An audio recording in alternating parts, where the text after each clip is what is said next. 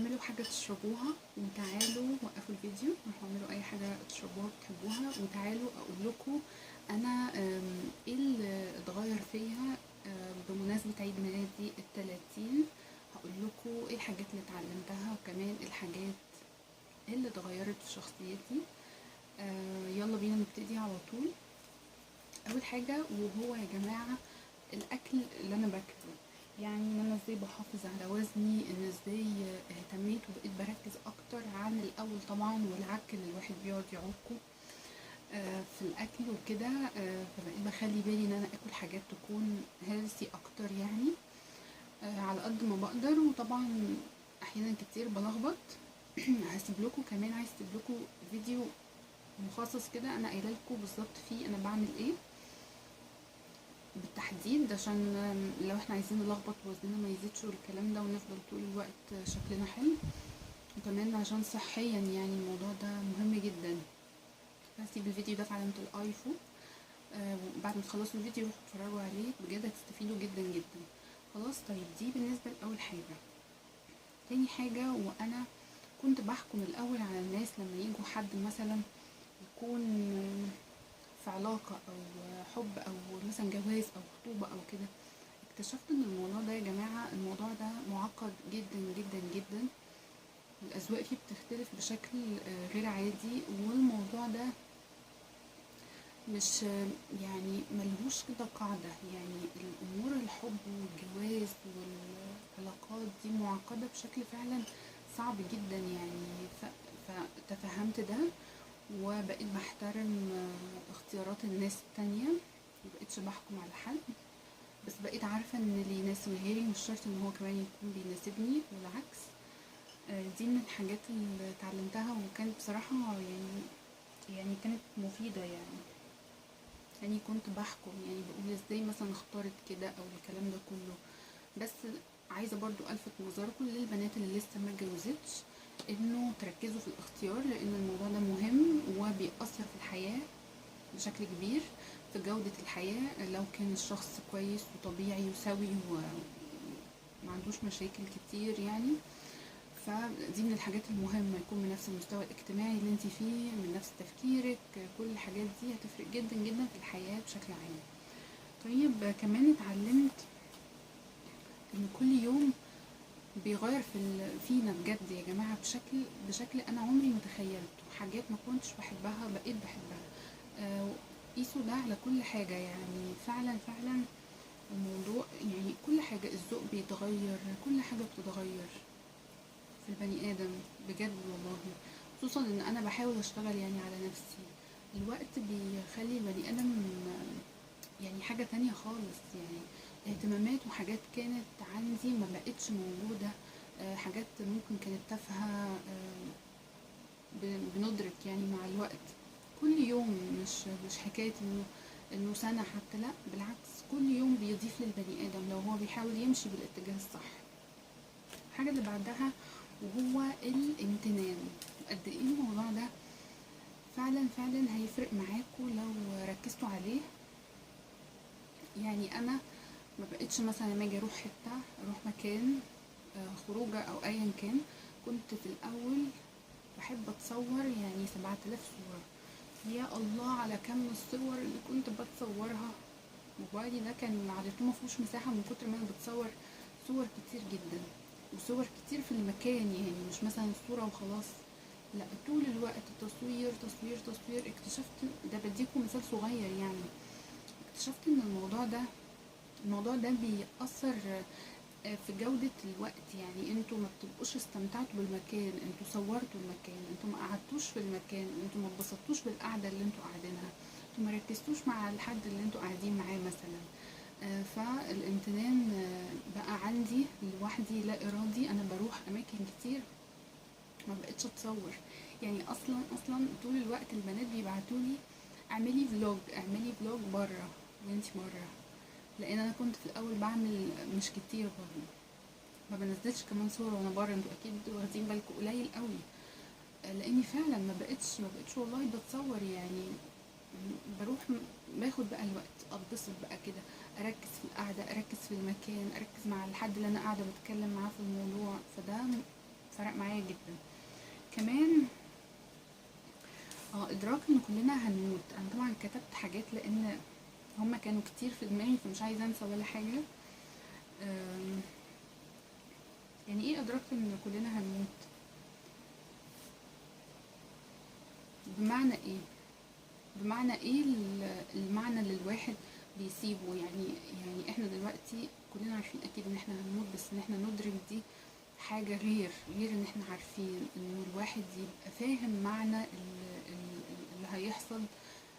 بيخلي البني ادم اكتر مركز في هو بيعمل ايه، فهو هيسيب ايه في الحياة، فهو ايه السيرة اللي هتتساب للشخص ده، عمل ايه. او الموضوع بمعنى كبير جدا جدا، فبقيت بعرف قيمة الوقت كمان بشكل اكتر، ودي من الحاجات اللي فادتني جدا جدا.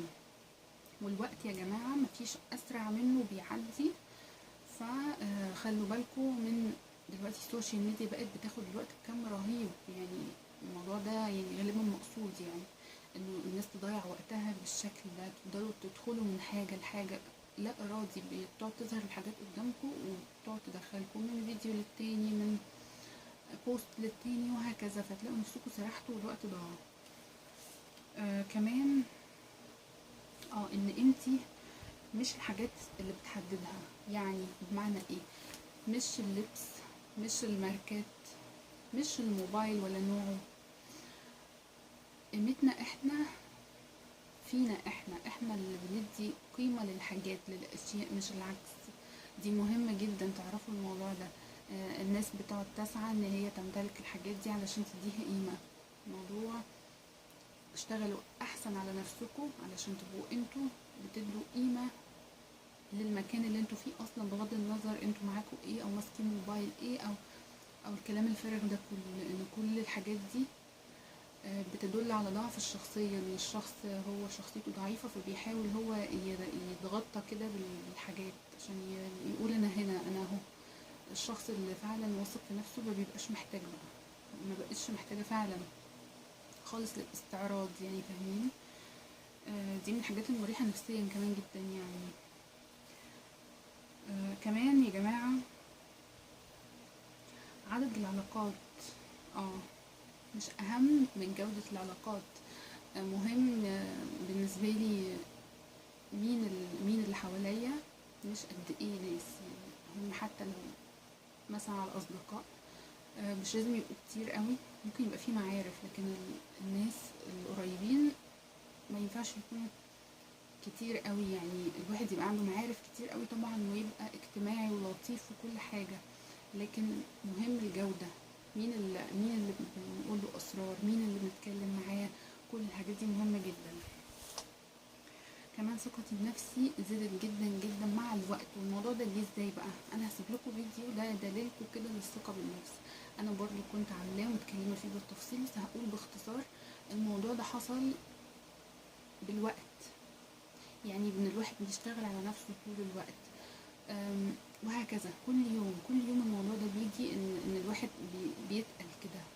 يعني فعلا من التعلم، من تطوروا نفسكم. بقيت اطور نفسي في يعني اشتغل على دماغي، وكمان اشتغل على المظهر الخارجي، اشوف ايه اللي بيليق عليا ايه اللي مش بيليق عليا، وهكذا. مش بس الشكل الخارجي، كمان داخليا، ان انا بقعد اقرا، بحب اتعلم حاجات مثلا من السوشيال ميديا، من دكاترة، من ناس متخصصة في مجالات معينة، ايا كان ايه هو المجال. كل الحاجات دي بتعمل كده ثقل للبني ادم. كمان ان انا بحب اكتب الحاجات المهمة اللي ورايا، مش بعتمد على ان انا افضل شايلها في دماغي. يعني مثلا فكرة من افكار الفيديوهات اللي انا ببقى عايزة اعملها لكم، ساعات تيجي في بالي افكار مهمة وحلوة. مهم من الحاجات اللي اتعلمتها ان انا اكتب على طول، لان الفكرة بتروح. والحاجات المهمة اللي ورايا، لو انا عايزة انزل اشتري حاجات معينة، في حاجات ورايا عايزة اعملها، كل ده مهم جدا ان هو يتكتب، يا في ورقة يا اما في الحاجات اللي هي على الموبايل، اللي هم بيبقوا بنكتب فيهم وكده، كده او كده. بس الموضوع ده مهم جدا، بيفرق جدا جدا في الانجاز. يعني الواحد ما ينساش حاجة من الحاجات اللي وراه اللي المهم ان هو يعملها، او يضيع فكرة مثلا حلوة جاتله او كده.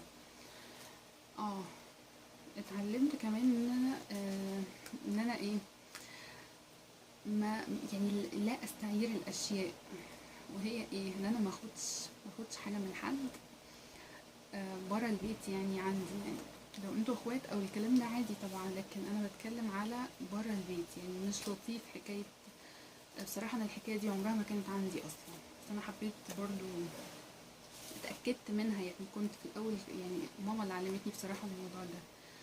آه ما اعرفش، ممكن في ناس بتحب يعني، بس انا عن نفسي اقتنعت ان الموضوع ده مش صح. يعني كمان الواحد ما يقعدش يبص لحاجة غيره، الموضوع فيه جانب نفسي حلو وسوي. يعني الواحد يرضى باللي عنده. ليه انا استلف حاجة من حد ايا كانت بقى ايه هي، يعني لبس او ايا كان حاجة تانية مثلا؟ لا، اتعلمت انه لا. ولا فلوس طبعا. لا لا. يعني دي من الحاجات، العادات السيئة. يعني هتلاقوا نفسكم ان انتوا لو ما قومتوش الموضوع ده عندكم، هتلاقوا نفسكم بيزيد مع الوقت. انتوا طول الوقت معكمش مثلا فلوس، الاعتماد على السلف، اقعد استلف وبعدين ارجع، وبعدين فلوس تخلص فارجع استلف تاني، وهكذا دوامة.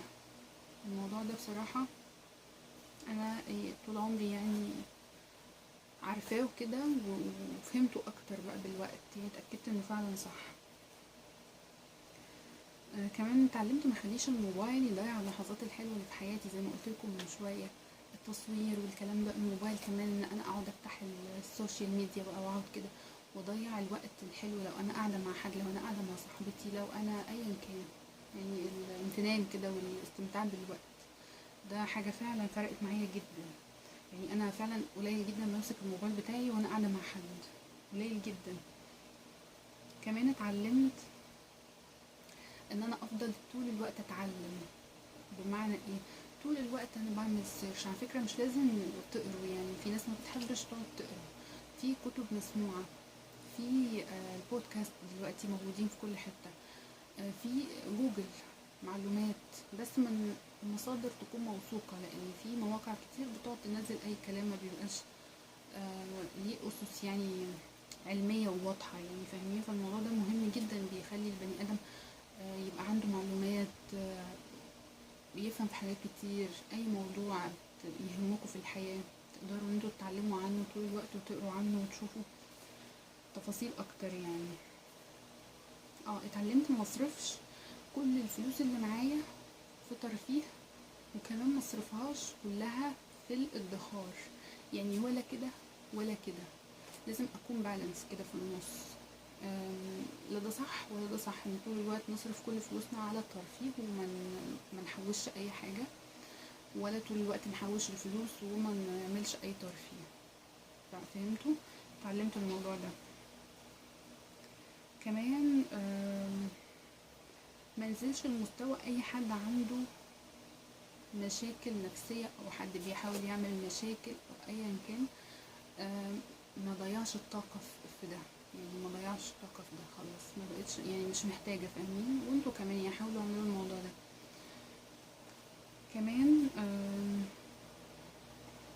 ان انا ما افترضش سوء النية يا جماعة. معظم الوقت يعني الى ان يثبت العكس. يعني دايما افترض حسن النية الى ان يحصل العكس، وبرضو يعني عادي يعني برضو خلاص يعني ما تدخلوش في مشاكل. يعني حاولوا ان انتوا ما تدخلوش في مشاكل بجد. الموضوع ده محتاج له فيديو لوحده.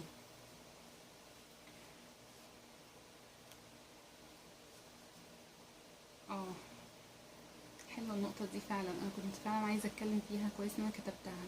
وهي ان اتعلمت ان نجاحي بكرة علشان انجح في حاجة، ده قبليه في تعب وفي شغل كتير جدا. يعني مفيش كده نجاح بيجي كده لوحده. يعني بيحصل احيانا طبعا، بس مش كتير. يعني الطبيعي انه لازم اكون بعمل حتى لو مفيش نتيجة، ان انا بعمل حاجات، بشتغل على نفسي وهكذا مكملة. يعني فاهمين؟ الى ان ابتدي اشوف نتيجة. وفي معظم الوقت ما بتكونش سريعة قوي يعني، وكل حاجة بوقتها. يعني طبعا من عند ربنا كل حاجة ليها ميعاد، بس السعي يعني فاهمين طول الوقت. كمان اتعلمت ما اتكلمش في الامور المادية بتاعتي مع اي حد غير طبعا عيلتي يعني ماما وبابا وكده. كمان ما ضيعش وقتي في نقاشات تافهة، دي شبيهة للنقطة اللي قلتلكوا عليها من شوية بتاعت المشاكل وما افترضش سوء النية والكلام ده. ملوش لزوم ندخل في نقاشات ملهاش لازمة. اتعلمت انا متعلمة دي طول الوقت. اتأكدت ان ربنا يغنينا بحلاله عن حرامه في الفلوس، في مصدر الدخل.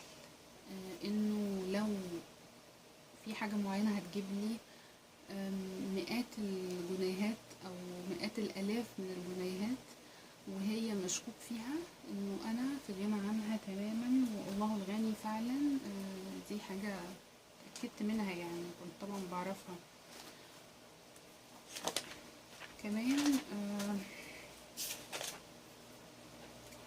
ما تابعش اي حد او اي حاجة مش مفيدة على السوشيال ميديا بشكل عام. يعني الفولو مهم جدا.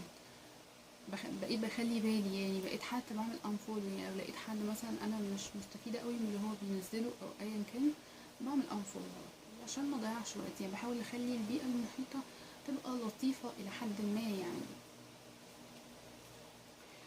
كمان عرفت وتأكدت من أهمية الصدقة في الحياة ومن مفعولها السحري، وأهمية الدعاء. الدعاء يا جماعة بيغير القدر يعني وأهمية الذكر، الاستغفار والأذكار بشكل عام. تأكدت أكتر يعني من أهميتهم. كمان عرفت نقط القوة اللي عندي وزودتها، وعرفت نقط الضعف اللي عندي وبشتغل عليها. يعني اتصالحت كمان معاها وبشتغل عليها. بقيت لما احس اني مش عايزه اعمل حاجه او تعبت، يعني مثلا يوم ورايا حاجات كتير وشغل وكده، خلاص ما بعملش حاجه. يعني بقيت خلاص ان انا لو مش عايزه اعمل حاجه في اليوم ده وخلاص مش قادره فعلا، بقيت باخد اجازه. كنت في الاول بفضل لا برضو بكمل ومصممه وكده، يعني الموضوع ده مش صح. لازم ان احنا نفصل. لما تكونوا بتعملوا حاجات كتير بتشتغلوا كتير لازم نفصل. عرفت أهمية الروتين في الحياة والشغل، من أهم الحاجات بجد الصحية في الحياة بجد يا جماعة. من أحلى الحاجات. أنا كمان عملت فيديو، عملتلكوا بودكاست بيتكلم عن أهمية الروتين في الحياة. هسيبهولكوا في علامة الآي فوق أو على نهاية الشاشة هنا، ابقوا اسمعوه. لأنه فعلا في ناس مفكرة إن الروتين هي حاجة سخيفة جدا وإن احنا بنمل وبنزهق وكده. اتكلمت في الموضوع بكل التفاصيل بتاعته وقلتلكوا رأيي وجهة نظري فيه.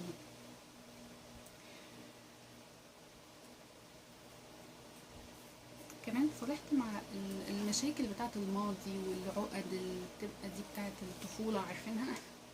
صلحت مع كل ده، وده مهم جدا ان انتوا تعملوا الموضوع ده. كمان حاجة برضو كده وجملة قريتها قبل كده في كتاب، انه طالما كده كده عايشين، طب معيش سعيدة. يا طالما كده كده عايشة، يعني احاول على قد ما اقدر ان انا اكون مبسوطة. يعني دي قريتها قبل كده في كتاب وفعلا كلام منطقي يعني.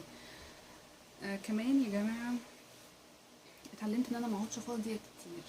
على قد ما بقدر زي ما قلتلكوا ان انا بحاول اشوف حاجة مفيدة اعملها. يعني على قد ما بقدر. احيانا طبعا عادي الواحد بيتسلى او كده. كمان التفاؤل بلا هدف. بمعنى ايه بقى؟ مهما كان الوضع، مهما كان في حاجات مش حلوة، التفاؤل مهم جدا. وكمان يكون برضا، يعني في نفس الوقت اكون راضية باللي حاصل، وكمان يكون بصبر انه هيتحسن. مع السعي مهم جدا. مش تفاؤل بلا هدف كده وقاعدة، لا، مع السعي.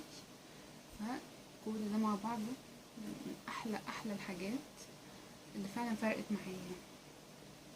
وعرفت كمان قيمة الوقت. من الحاجات اللي فعلا الواحد عرف قيمة الوقت من أسرع الحاجات. قلتلكوا فعلا اللي بتعدي بسرعة لا تتخيلوها. يعني انا دايما بدي مثال بالكورونا. كورونا كانت لسه من 4 سنين يعني. حد من مصدقين النهارده 4 سنين؟ لا، هتحسوا انه مفيش، يدوب كده كان لسه مثلا كام شهر او حاجه، او بالكثير سنه يعني. يعني الاحساس الفعلي غير المده الزمنيه اللي عدت. فعرفت قيمه الوقت طبعا. وكمان اتعلمت ان انا اتحمل نتيجه اختياراتي ايا كانت. اخترت حاجه معينه صح او طلعت غلط، بعد كده بتحمل النتيجه بشكل كامل جدا جدا. بس كده، ده كان الفيديو، يا رب يكون عجبكم. اكتبولي في تعليقات رأيكم، استنوني فيديوهات جاية. باي باي.